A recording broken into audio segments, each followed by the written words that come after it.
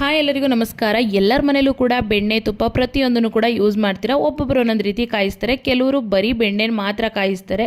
ನಾನಿಲ್ಲಿ ಬೆಣ್ಣೆ ಕಾಯಿಸೋದಕ್ಕೆ ಅಂತ ಹೇಳಿ ಒಂದು 6 ಎಸಳಷ್ಟು ಬೆಳ್ಳುಳ್ಳಿ, ಒಂದು 4 ಲವಂಗ, ಒಂದು 8 ಕಾಳಷ್ಟು ಮೆಣಸು, ಒಂದು ಏಲಕ್ಕಿ ಕಾಯಿ, ನಿಮ್ಮಲ್ಲಿ ವಿಳ್ಯದೆಲೆ ಇದ್ದರೆ ಒಂದು 5ರಿಂದ 6 ತೊಟ್ಟಷ್ಟು ವಿಳ್ಯದೆಲೆದು ತೊಟ್ಟನ್ನ ಹಾಕೊಬೇಕಾಗುತ್ತೆ.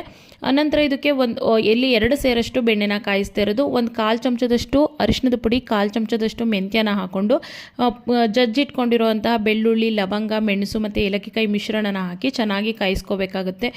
ನಾವು ಈ ರೀತಿ ಕಾಯಿಸಿ ಮನೆಯಲ್ಲಿ ಮಾಡಿಟ್ಕೊಂಡಿರುವಂತಹ ತುಪ್ಪನ ಪ್ರತಿದಿನ ಬೆಳಗ್ಗೆ ಎದ್ದ ತಕ್ಷಣ ಖಾಲಿ ಹೊಟ್ಟೆಗೆ 1 ಚಮಚದಷ್ಟು ತುಪ್ಪ ತಿನ್ನೋದ್ರಿಂದ ನಮ್ಮ ವೆಯ್ಟ್ ಲಾಸ್ ತುಂಬಾ ಚೆನ್ನಾಗಾಗುತ್ತೆ ಮತ್ತು ನಮಗೆ ಫೇಸಲ್ಲಿ ಗ್ಲೋ ಮತ್ತು ಕಲರ್ ಎರಡೂ ಕೂಡ ಚೇಂಜ್ ಆಗುತ್ತೆ. ನೀವು ಕೂಡ ಒಂದ್ಸರಿ ಟ್ರೈ ಮಾಡಿ ನೋಡಿ. ತುಪ್ಪದಲ್ಲಿ ಗುಡ್ ಕೊಲೆಸ್ಟ್ರಾಲ್ ಇರೋದ್ರಿಂದ ತುಪ್ಪ ತಿನ್ನೋದ್ರಿಂದ ವೆಯ್ಟ್ ಗೇನ್ ಏನು ಆಗೋದಿಲ್ಲ. ಇದನ್ನಂತೂ ಮಕ್ಕಳಿಗೆ ಚಿಕ್ಕದ್ರಿಂದನೇ ನಾವು ಅಭ್ಯಾಸ ಮಾಡಿದ್ರೆ ಅದು ಅವ್ರಿಗೆ ತುಂಬಾ ಒಳ್ಳೆ ಹೆಲ್ತ್ ಬೆನಿಫಿಟ್ ಇದು. Thank you.